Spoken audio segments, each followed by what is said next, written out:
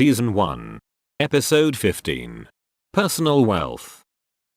Hi, I'm Jim.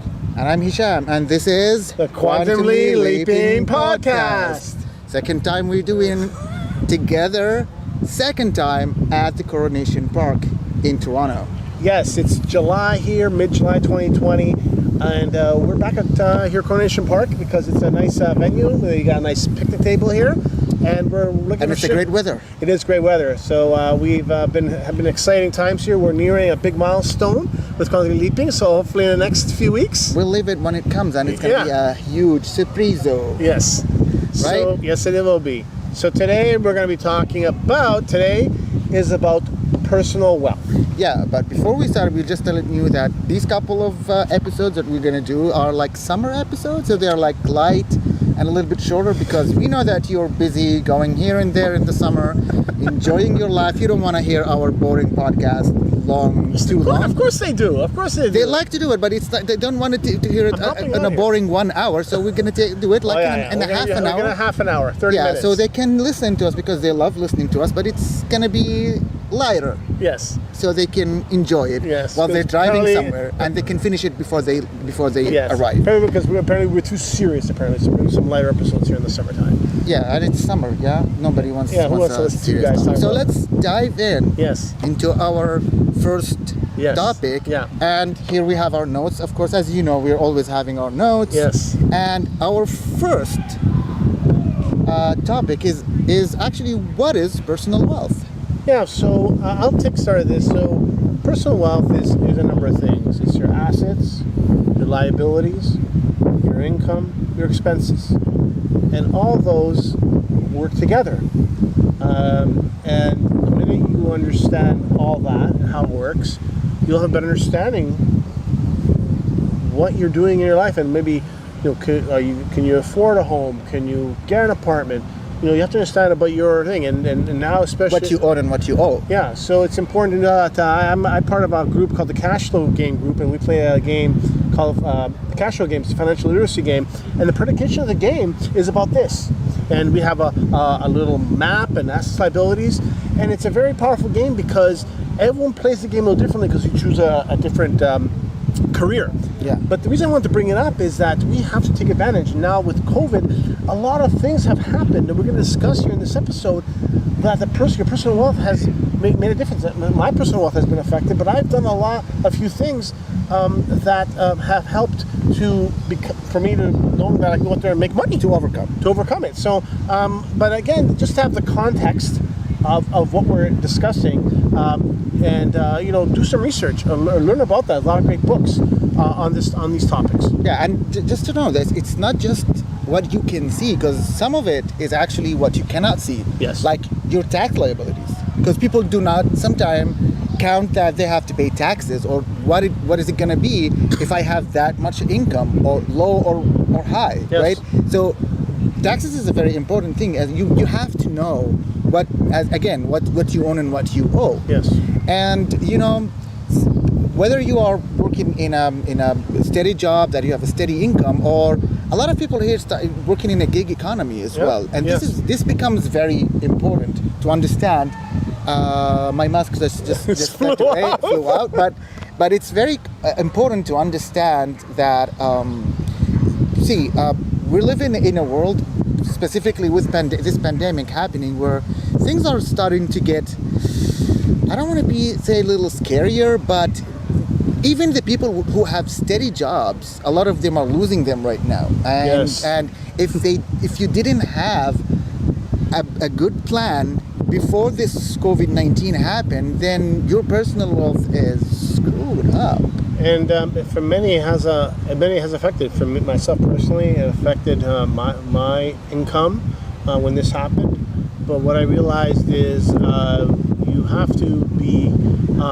I've always been proactive and persistent, and I've done a few things now that I'm grateful for. Hashem has assisted me in a few things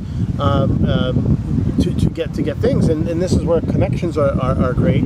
But I think that it was great to do this episode because it's not that we're going to give you the answer, but the goal is to understand. You have to have understand the framework, the context of that. And I think it's really important. And this is why it's good to have a great accountant, no lawyer and all that. And since I was very young or got to my first business, I had a very good accountant who set me straight. Said you don't have to, even if you're making $1 million, you still have to keep track of income. Even when I got into professional speaking or any business that I ran, I held immaculate records. And my current accountant, he's always amazed of how detailed my things are, because it makes his life easier. I don't have any issues with the CRA. So CRA is the revenue agency here. Exactly, in is the authority that takes care of taxes in Canada. Yeah. Just to make sure. But I just and many of my friends have been affected. Just speaking to a friend today, he's gone on and he got his mortgage license. He works inventory in Brampton. He has 3 jobs, right? And I've told him, you know what? Myself as well. I've started a couple of part-time jobs. And got my speaking started. I'm doing some other. I'm selling stuff online, which has been going great. So we had to make those pivots, those adjustments, because we don't know when this is going to really. We're basically going to be in stage 3, maybe here in Toronto. Yeah, we're actually starting into the phase 3 of reopening. Phase 3. So and the government help is going to stop by August. So a lot of people who are having that steady income from government is not going to go. Yeah, and I just had a great interview this week, and I'm starting work for the special events company here in August. So again, you got to be proactive, and I think it's something you can't teach. You only have to do. Opportunities don't come to me because they come to me. Opportunities come as you pick up the phone and you reach out. Even Hashem and I are working some other projects right now that are happening in September, and we're doing some proactive work right now. And a friend of mine just said a few days ago that, you're going to that conference. I'm like, yeah. How'd you get in? I sent an email with a proposal. Being proactive. Yeah, I was proactive. I sent a proposal, and you got in. I didn't get in. I'm like, okay, but I said, when you want to see what my proposal was, because his proposal wasn't accepted, and I said, it's not about, I do what I do. So something that I take for granted sometimes, people find very interested in how I did it. And I think that I'm beginning to learn a lot. I'm learning. I'm telling you, a few days ago, I'm delving into AI. I found a course online, a 10-hour course on AI. I was telling you, so I'm going to start like every week, about an hour every week, and in 10 weeks to finish it.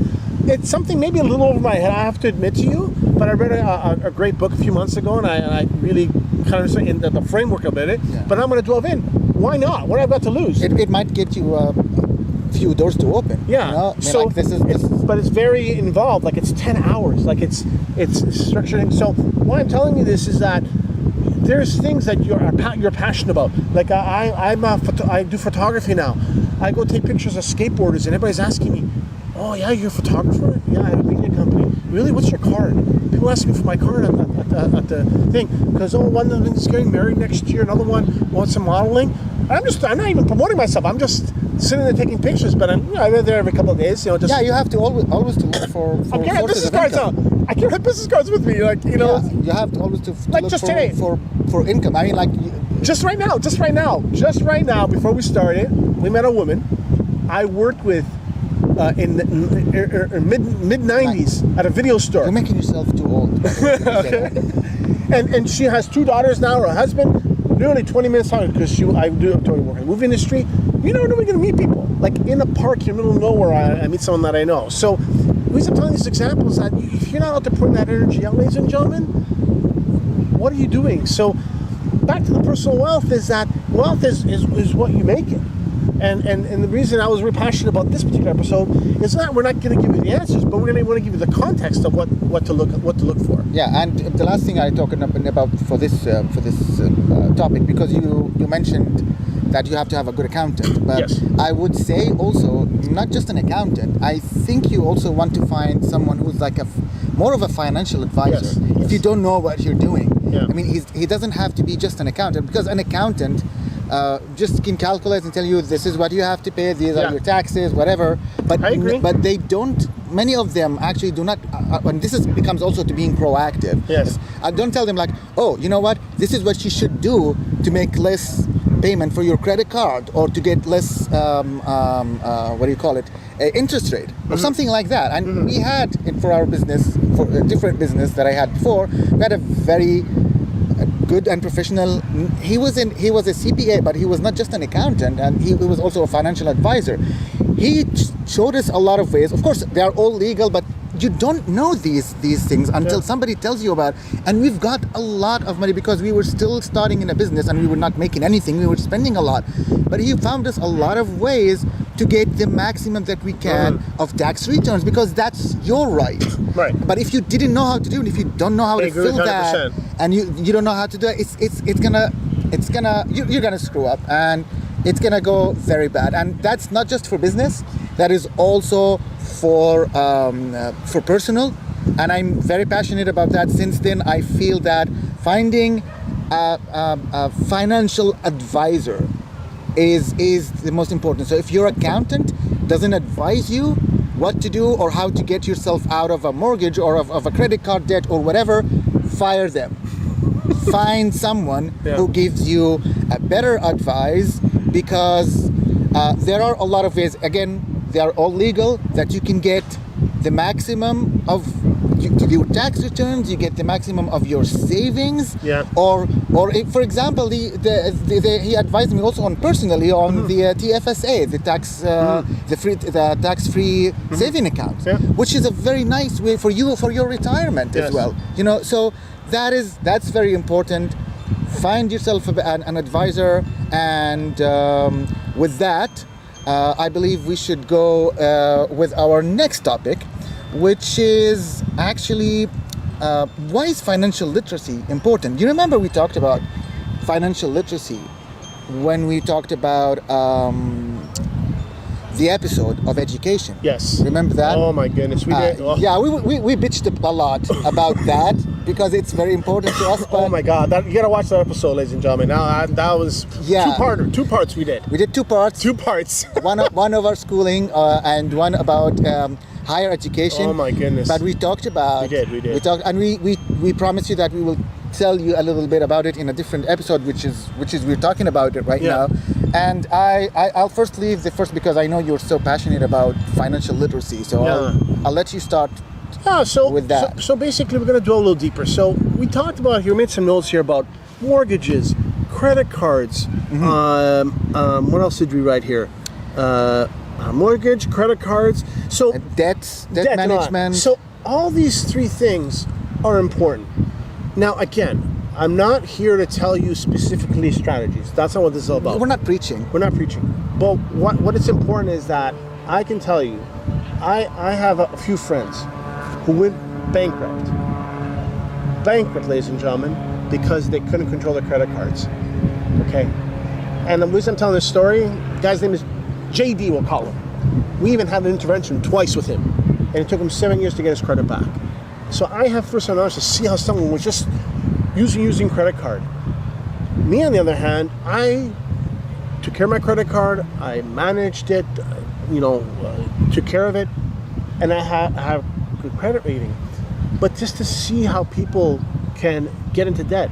I have another friend who's in debt, and I'm not sure how much, but it became very apparent last year that it had gotten worse. And I don't get involved. I don't ask questions. But it became apparent that it was affecting our friendship a little bit. And I had to step back and go, okay, So it is real. And I think that nowadays, especially pre-COVID and even during post-COVID, during COVID and post-COVID, that people who even have full-time jobs. I have friends who have full-time jobs who got laid off. Okay, yeah, a lot of them. Like and Hisham actually knows a lot of them because he's met them. I have Patio Power, I do, and all these events, and now they're calling me. Here's where it gets interesting. So they're calling me and asking me, Jim, I see you're doing gig economy and you've done really well at it. And I'm like, yeah, I have. What do I do to get involved? And you know what I do? I get them started. just even Bina here asked me, you know, for kids, for movies. I said, send me an email. Why? Why not? Because the more you give, you know, you give, you will get. Trust me, you will. It will come in a different way. Yeah.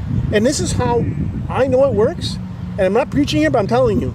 So I have nothing to lose to respond to.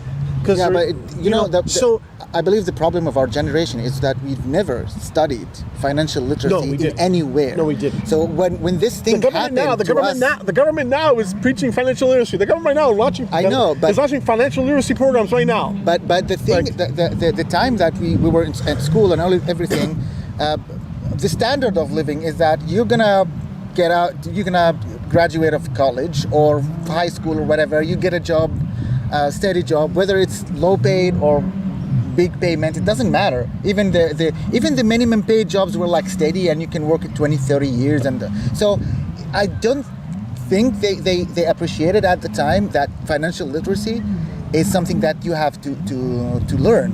And besides, we didn't have credit cards at our time when we were growing up.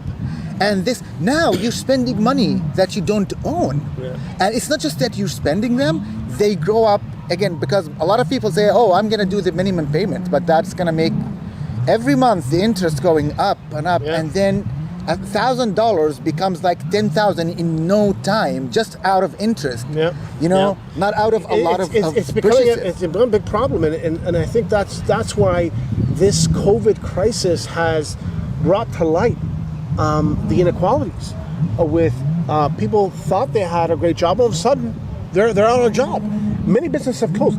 Microsoft closed all their stores. David's Tea, all their stores. Got like hundreds of We're employees. talking about that in the next episode, by the way. Okay, sorry, I'm jumping the gun a little bit, but But just saying, yes, but I mean, like the thing is, my point or the thing that I wanted to put here is that again, because we're going to talk about this in another episode, but also the business who are failing is because a lot of those management in those businesses also have no idea what financial literacy is. Yeah. They didn't study it. Yeah. So those businesses who have, most of them are small businesses, the ones that they're closed, okay? And whether it's an individual or you're a business, financial literacy is very important. Yes. Right? It's about managing your money. It doesn't matter where does this money come from or where does it belong to. If you're responsible for an amount of money or assets or something like that, you need to know how to manage it. We didn't study any of that. I mean, like, some of us, like you and me, studied that recently out of curiosity, because we passed some really tough times. Yes. And we want it out, and we just go and went proactive. But a lot of people don't, and maybe we're lucky because maybe we're not having kids or have responsibilities, because when you have family, kids, and you get overwhelmed as well. Because the spendings are going to be way too high. My brother has 3 kids. I've seen it. Yeah, and you get overwhelmed even without a financial crisis. Yeah. So when it comes to financial crisis, if you're financially illiterate, that is like doubles and triples and quadruples. Yeah. That's what's happened too with COVID, and also, and this is where this has come to light, and this is why I think it's important that we do this episode, in the sense of to bring to light that, and for you to look at, to review your financial literacy. What can you do? Could you reach out to an accountant, to we said a financial advisor. There's lots of reasons. You can rent books from borrow books from the library. I mean, there's a lot of there's a lot of material online. There's a lot of material There's a lot of YouTube videos. YouTube. Oh my goodness! But at the end of the day, it's a starting point, and it's a value point for you to do that. That I truly believe, and this is why I'm not just passionate about this, but because it starts way back, and yeah. Maybe I'm a interesting case where I manage my credit cards, and I paid my own tuition. My parents, nothing to do with, paid for my own books, and I'm grateful that they didn't offer to help me. We were just talking about 2 weeks ago. We were saying, wow, we didn't help you at all in college, did we? No. I found jobs. I did, and because they were offered to help. I said, no, I'm gonna do this my own. I'm gonna earn this diploma. So I decided I'm going to earn my keep, and and I did other things after that. So Yeah, that leaves a lot of burden on you and on them at the same time. It is, but because a lot of people right now, I see a lot of millennials who have older millennials who have graduated many years ago, and now they're still in debt. Yes. And with this pandemic and all of this thing, a lot of them either lost their jobs or on hold or couldn't get the same, or some of them in gig economy, and it was like they're still paying student debt. So it didn't go away. I know. It didn't go away. I didn't have a student debt because I for the first year, first of all, I was in a like a kind of like a governmental college, so it wasn't that much, and you have to study hard to get into those because they are very things. And after the first year, I got what do you call it? A scholarship. Okay. Yeah, so because I wanted also to help my family. My father was getting sicker and sicker, and our income was plummeting down because he was sick and he needs medication and all. So I had to be financially literate because of maybe some tough situation that I was in when I was younger. But most people do not have to do that, and then something happened in their lives, and then they're nothing. I mean, I know you also have some tough times in your life, but a lot of people, even when they go through tough times, they don't have the motivation to learn, and this is sad. Well, and this is an interesting point you mentioned. I'll talk about this for 2 minutes. You know, I have a joke that if motivation and determination was a pill, I'd take the whole bottle. And even during COVID, I'm telling you how many cool opportunities have happened. Like I said, I got hired by a special events company on Wednesday, and I'm going to work with them moving in August. I'm representing a product here. Now, why I'm telling you this is because I've been working at it. I go after, I apply for stuff, I call people, I reach out. It's gaining the momentum, and I've been doing this all my life. Like the speaking engagement that I started in May was because of a great relationship that I had, and he was the first person he called was me. And Hisham has been helpful just to create the flyer for me for the job fair. But I said other things have come up. And I think if you're not persistent in doing that, in making those calls and doing that, then what do you expect? What do you expect? So I implore you, do the research, reach out to people, do that. We're in the 21st century. I mean, I wrote a book called Get Connected in the 21st Century. And the book was predicated that we're in the 21st century. We have tons of things to learn. Why not to... And no much time to learn. To learn them. Right. And if I can learn about AI, machine learning, starting when I started, November last year I started, unofficially. That, yeah. And if I can understand that, then man, there is hope in learning. If I can understand that, just the saying. So, our next topic is our challenges. Yes. Yeah, we always have notes. But we have notes. They're visible now. the thing about is the next topic is connected to that, which is actually the challenges of managing personal wealth during and post COVID-19. Okay. Because we right now a lot of people are here in Canada are relying on the government help, which is CERB. Yes. But that's gonna end in August. It is next month. Yes. And a lot of people have stopped working. Some of them were furloughed, which means they would come back when business. But that is not going to happen in August. Like these people from Air Canada, the airlines are not going to come back to normal at least till the end of the year. So that's way beyond August, and they will not get CERB. Some of them were laid out forever. They're not going to come back. Yeah. Some of them have their small businesses or something, and they lost that. So that is becoming maybe, I don't know if it's I think it's going to be one of the biggest challenges of this century. Yes. Because nothing like that happened since the Spanish flu in last century. The economy has faces challenges.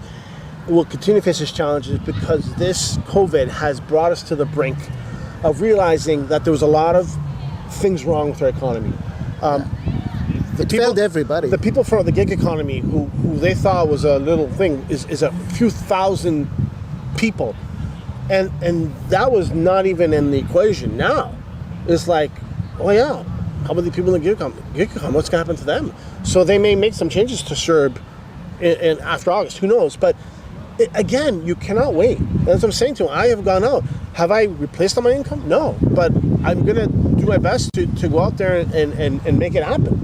Because what is there else to do? I have that motivation and determination. So that's why I was passionate to do this topic, because I felt it was important to inspire, to empower, to share that there is the good, the bad, and there is the ugly. Let's be honest. It's not going to come to your front door, okay? My mentor says, money's not going to come to your front door. But what can you do to take the initiative? So we want to give you the resources here, as we've done in previous episodes, to say, this is what you can do. Yeah, and the point about it is like, when you said about the economy, because the economy was built on something, it failed us all of us. I mean, even the ones who are like me, who are still working and doing all this, but it failed us all because it was depending on this 24-hour machine that produces money all the time. So for the people who are in the gig economy, for example, they were relying on that machine to run so that they would get money. And for the people who are working in like in a little bit like manual or craft jobs or something, they were also relying on that. Like a lot of employees in Air Canada. Yes. Most of them are like normal, like hosts and hostesses, and they were relying on that machine that makes the airplanes go around the world around the clock. Yes. Like it has to go all the time so that they would get there. Like I said earlier, it got affected to its roots. Exactly. And now when it's restarting, ladies and gentlemen, now it's restarting. It's interesting to see how it's restarting again, how different it's going to look. It's going to look extremely different. 180 degrees. That's why I'm proud that we're doing this podcast, because we want to discuss these. We feel it's important to share. And people, you are listening, you are watching, which I am appreciative, and so is Hisham. But at the end of the day, we have to share this.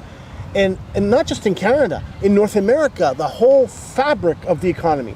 The U.S. is facing it. The U.S. is much worse than us. The U.S. is all red. Sorry. The Southern United States are all red, meaning the virus is out of control in the Southern United States. Okay? Texas, it's out of control.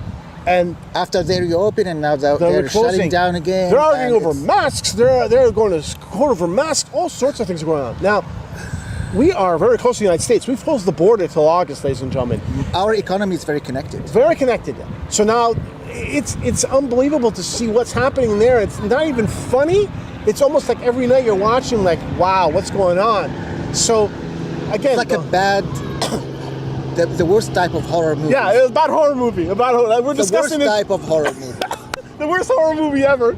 But in a brighter note, but why this is important, because we're almost over here on time, getting close to the end, is if we don't talk about it and become real about it, and now I'm not saying, at least at my point, that I have the answers. I don't. But what I can say is that we have to revisit, how is it happening? We have to restructure, not just revisit. Restructure, good word. We have to restructure. Restructure, rethink. That's right. Rethink and redo how it's happening. Because if the engine of the airplane is messed up, the engine of the TTC here, the travel economy. The travel business, tourism. Tourism Toronto. Tourism Toronto. There's no tourists coming to Toronto. No one. Nobody. So we're now. That's why it's so quiet. By the way, it's very quiet here. Actually, it's usually full in summer, and we have a lot. It was busy here 2 weeks ago. But last summer. Oh my goodness, we had you couldn't Caravana. We had Caravana. No, but there were all that millions of tourists, and sometimes you couldn't find a place to walk into this. But even this city. You're right. Like there's nothing. There's no Caravana, no Taste of the Jam. Hotel business as well, because they rely on that. So that's what I'm saying. Oh, the airline business, one small thing in the airline business, how many people furloughed, that is one, and how many other businesses got affected because my goodness. There is no travel. I didn't realize that. So you mentioned it out, like the travel industry really is one very, very big industry. And a big portion of our economy relies on tourism, by the way. Yes, it does. More than I thought, actually. Well, more than I thought, actually. That's what we're saying is a lot of people don't know what kind of businesses are affecting because we take things for granted. Yeah, we do. We have that's this economy engine is gonna work on 24/7. That's fine.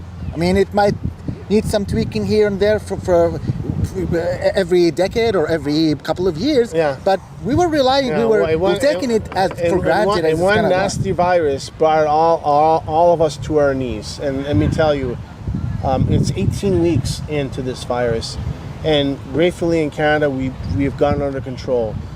But the minute we open those borders, which I hope doesn't happen at the end of the year, I hope doesn't happen, we are in trouble.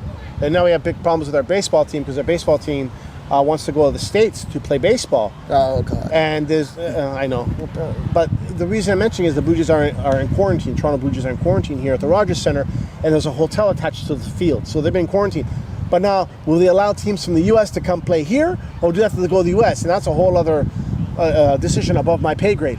At the end of the day, sports is they've sent two teams, MLS soccer and basketball are playing in the wild world of sports in Florida, which is actually red with the virus. So a whole lot of things are happening here that, again, above my pay grade, but I just want to share with you what has happened here in the last 18 weeks. Yeah, and just to close on this topic, yes. is that if you didn't manage your finances or your personal wealth very well before COVID-19, yeah, you won't be able to do it during COVID-19. And if we have a second wave this fall, God forbid, I hope we're not going to have it, but mostly, a lot of scientists say we mostly would have a second wave. And if we have a second wave, and we don't have a lot of time between now and that second wave, if you didn't learn at least how you can manage yourself, your wealth, your income, your financial states, whatever it is, anything that's related to your personal wealth, that's gonna be the straw that breaks it is all camels' backs. It is, because we cannot take another. We are not out of this for sure. That's for sure. We're not out of this, ladies and gentlemen. That's why we're grateful that we started this podcast, this Quantum Leaping podcast in March, and we're sharing topics that are important, and this one is important. So, personal wealth, completed and done. Yes, and again, I would tell people, if you haven't engaged a financial advisor before, do it now. It is very important. Second, again, I'm going to say that again, second wave happening, and you don't know how to plan, you don't know, there's no one to help you going through that. Okay, you're not just screwed, we're all doomed. Yeah. Right? Yeah. And that's why it's important to understand. And my tip is, Sean, I love great tip. My tip is look at your financial. Write down everything. Your Well, that's what your financial advisor is going to tell you. Yeah, that's but you do before you go speak to him or her. I know, but that's what I'm saying. So is part prepared. 1B is write down all your income, all your assets, write everything down on a piece of paper. Okay, not on a spreadsheet, a piece of paper. There's a lot of apps on okay, on the do phone something that you can online do or that. offline. So 1A, financial advisor, accountant. 1B, write everything down. We're done. Coronation Park, July 2020. I'm Jim. And I'm Hisham, and we'll see you next episode. We hope at that time you were already engaged your financial advisor and you started controlling your personal wealth. Stay safe. Enjoy the summer. Yes. And we'll see you next episode. Goodbye. Bye. Goodbye.